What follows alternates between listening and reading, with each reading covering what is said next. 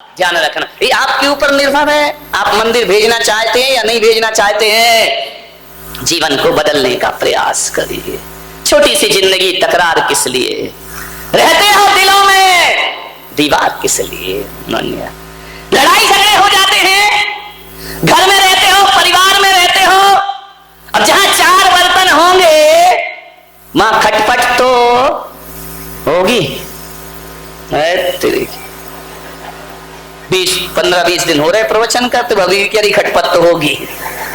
तुम कितना भी कह लो महाराज, खटपट तो होगी। एक पति पत्नी थे, मैंने कहा यार तुम लोग इतना झगड़ते क्यों? बोले झगड़ते हैं तो खुश रहते हैं। अरे मैंने कहा ये क्या बात है? बोले महाराज झगड़ते हैं इसलिए खुश रहते हैं।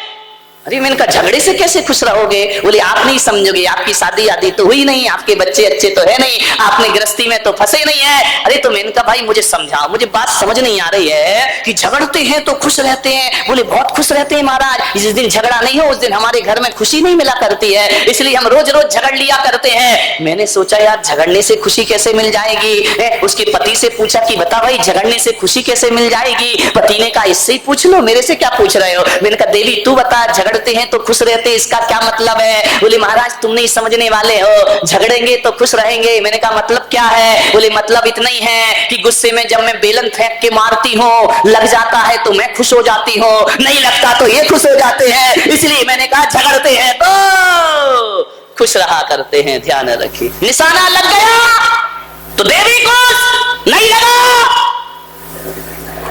तो देवता खुश कि आज बच गया। ये भी खुशी पाने के अलग अलग तरीके हैं दुनिया में, ध्यान रखिए।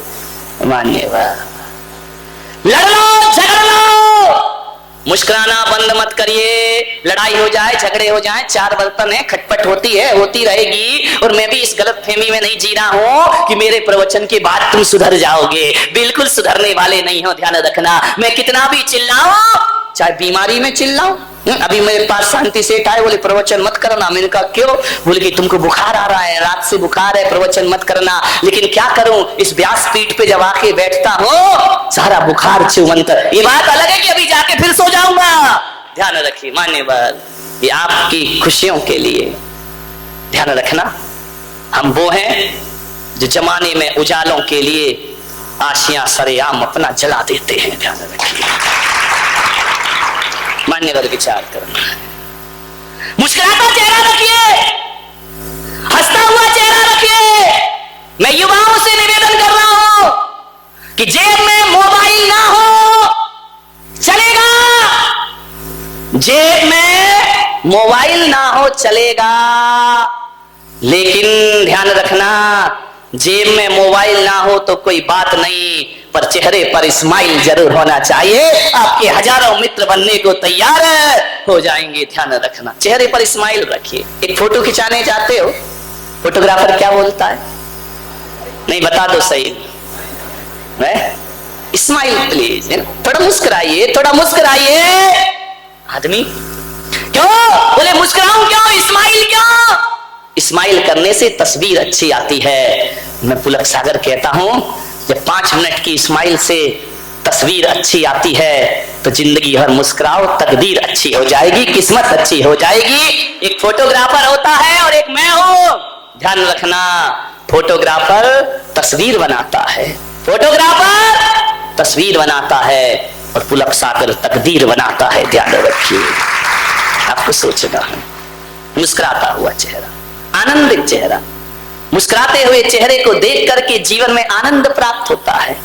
मुस्कुराहट का अर्थ होता है कि मुस्कुराहट एक आमंत्रण कार्ड है। इससे बड़ा निमंत्रण, इनवाइट कार्ड कोई दूसरा नहीं हुआ करता है।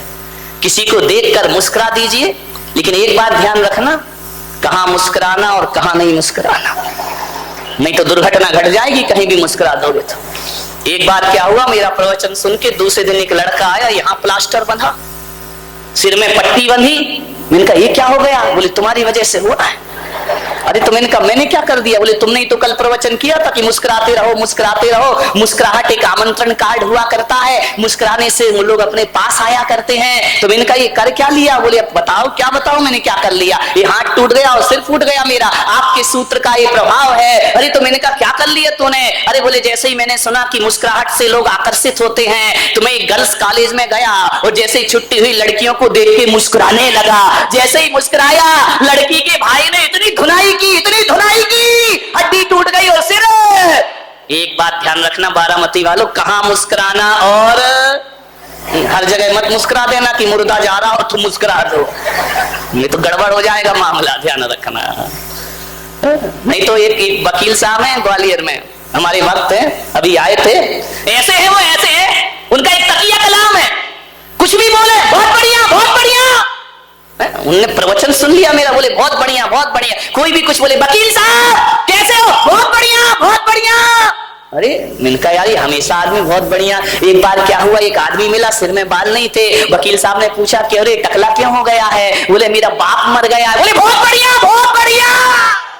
ध्यान रखिए, तो इतना ध्यान रखना कहां बढ़िया बोलना और कहां नहीं बोलना, नहीं तो दुर्घटना घट जाएगी आदमी की जिंदगी।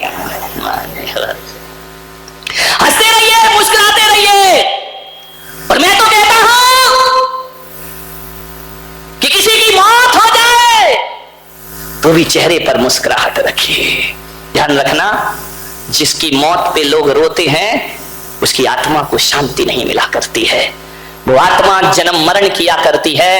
और किसी की आत्मा पे कोई दिल से मुस्कुरा देता है मृत्यु पे, मान्यवर जब किसी संत की मृत्यु होती है तो आप रोते नहीं हैं, आनंद मनाया करते हैं। और जब महावीर को निर्माण होता है, मोक्ष होता है, लोग मातम नहीं मनाते, महोत्सव मनाते हैं, लड्डू चढ़ाते हैं और खुशियां व्यक्त किया करते हैं। ध्यान रखना, आप सोचना है ऐसी जिंदगी बनाओ कि लोग आपकी मौत पे मुस्कुराएं। ध्यान रखना, रोए ना, रोने से आत्मा को शांति नहीं मिला करती है।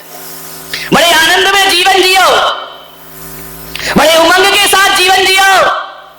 दो लोग आपस में लड़ाई हो जाए कोई बात नहीं, लड़ लिए झगड़ लिए, सॉरी मत बोलना, क्षमा मांगने की कोई जरूरत नहीं है, सामने वाला क्षमा नहीं करेगा। मैं तो आपसे इतना ही कहता हूं कि यदि दो आदमियों में लड़ाई हो गई, दोनों मंदिर जा रहे हैं भगवान के, बाहर इंसान इंसान से लड़ रहा है, अंदर जाके भगवान की पूजा कर रहा है, दोनों लड़ झगड़ के गए।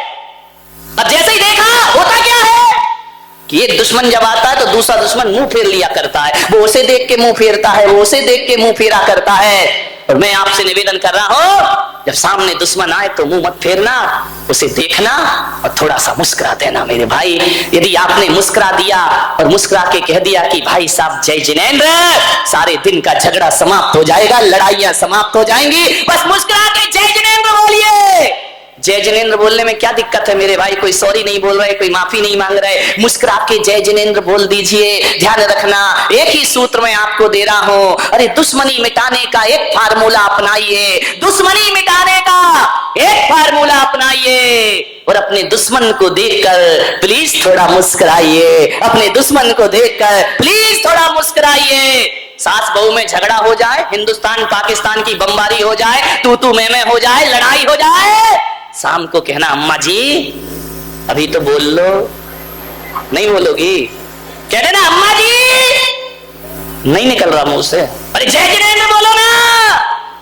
आपके झगड़े हो जाए, विवाद हो जाए, कहना भाई साहब, जोर से बोलो जरा, खाना नहीं खाया है क्या? जय जिनेंद्र।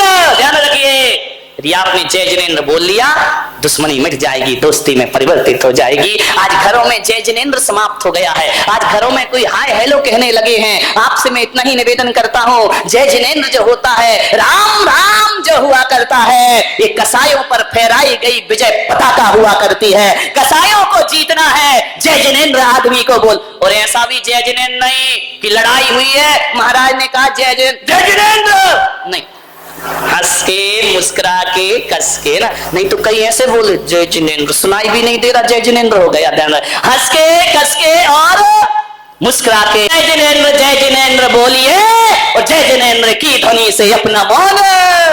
कितनी बहुएं नियम ले रही हैं, कि हम अपने से घर में बड़ों को जय जिनेंद्र बोलेंगे? हाथ उठाओ जरा। हे भगवान, बाकी सब क्या करने? अरे राम राम बोलना, जो राम को मानते हैं राम राम बोले, जो जिनेंद्र को मानते हैं वो जय जिनेंद्र बोले।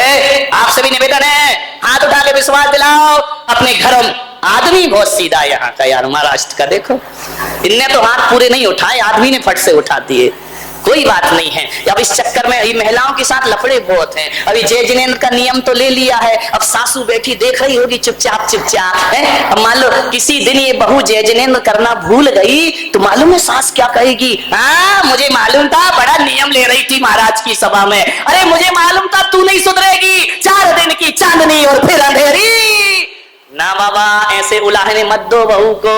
यदि किसी दिन बहू जय जिनेंद्र करना भूल गई तो अम्माओं से निवेदन है कि बहू के कमरे, कौन बहू बोली अब आएगा मजा, ध्यान रखिए। अम्मा जी जाए और बहू के दरवाजे खटखटाए और बोले बेटी जय, बोल दो ना जय जिनेंद्र। मुंह घुल रहा है क्या तुम्हारा, दही जमा है क्या? विचार कर, बोले बेटी जय जिनेंद्र। समझदार बहू होगी तो कहेगी यार मुझे पहले जय जिनेंद्र करना चाहिए, अब कल से अम्मा जय जिनेंद्र करने आए उससे पहले मैं जाके जय जिनेंद्र करूंगी। इसी बहाने अम्माओ, जगत जननी जगदम्बाओ, तुम्हारी बहू जल्दी उठने लगेगी मेरे भाई, ध्यान रखिए। विचार, जय जिनेंद्र होना चाहिए। मुंह मत फेरिए दुश्मन को देख करके कि यहां से दुश्मन आया तुमने मुंह फेर लिया, वहां से दुश्मन आया उसने मुंह फेर, मुंह मत फेरिए, नजरे मिलाइए। 4 मिले 64 खिले, 4 मिले 64 खिले, 4 मिले 64 खिले, 4 मिले 2 हमारे 2 सामने वाले के, 4 मिले 64 खिले। निगाहें मिले और होठ ना खिले, ऐसा हो सकता है क्या? 4 मिले 64 खिले, 64 32 अपने और 32 ही है ना।